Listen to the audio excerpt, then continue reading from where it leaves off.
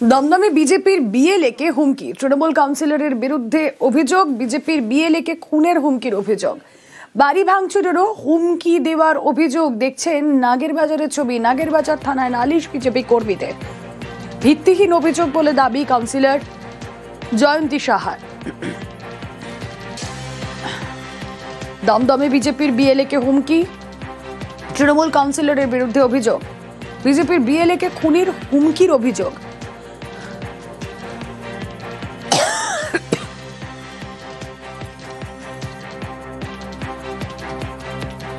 আমাদের যে BLA-2 কাজ করতে গিয়ে প্রতি জায়গায় বাধা পাচ্ছে ভারতীয় জনতা পার্টির BLA-2, সেইটার অভিযোগ আজকে আমরা নাগেরবাজার থানায় জমা দিয়েছি।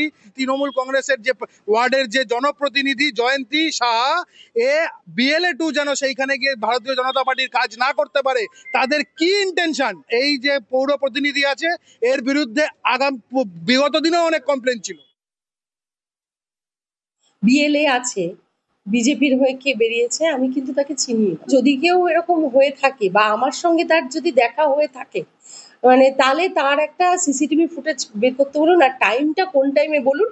কেন কালকে আমি যখন ওয়ার্ড অফিসে ছিলাম বা আমি আমার ক্যাম্পে ছিলাম, আমার কিন্তু সমস্ত সিসিটিভি ফুটেজগুলো রয়েছে। আমি যে হুমকি দিয়েছি বা কাউকে কিছু বলেছি, তার একটা ভিডিও সমেত আমাদের যেন দেখা। কিভাবে চক্রান্ত করছে বিজেপির নিজের পায়ের তলার মাটি নেই।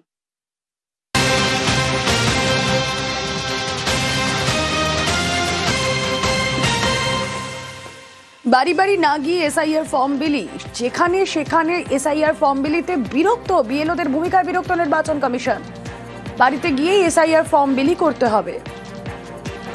সোমরাজ বন্দ্যোপাধ্যায় রয়েছেন সঙ্গে। সোমরাজ, এই টেন্ডেন্সিটা আমরা দেখতে পাচ্ছি, বিএলওরা কিছুতেই বাড়ি বাড়ি যাচ্ছেন না অনেক ক্ষেত্রে।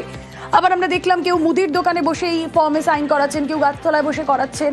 নির্বাচন কমিশন কি পদক্ষেপ করছে?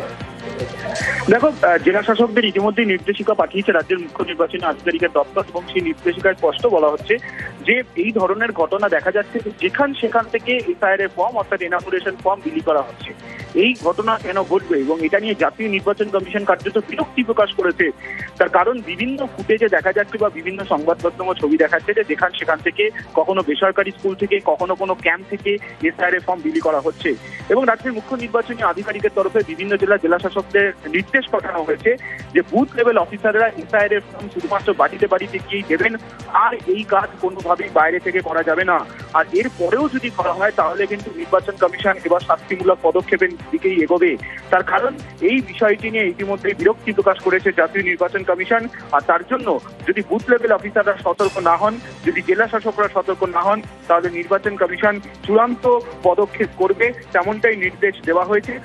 এবং নির্বাচন কমিশনের যে নির্দেশ বিভিন্ন জেলা শাসকদের কাছে পৌঁছেছে, সেখানে বলা হয়েছে যে গতকাল দেখা গেছে একাধিক জায়গা থেকে এসআইআর ফর্ম বিলি হয়েছে, যেটা বিরক্তিকর বলেই নির্বাচন কমিশন বলছে জেলা শাসকদের। এবং তারপরেই নির্দেশ দেওয়া হয়েছে যে বুথ লেভেল অফিসাররা যাতে বাড়িতে এই ফর্ম দেয়, অন্য কোথাও থেকে যাতে ফর্ম না দেওয়া হয় সেটা নিশ্চিত করতে হবে। ওকে।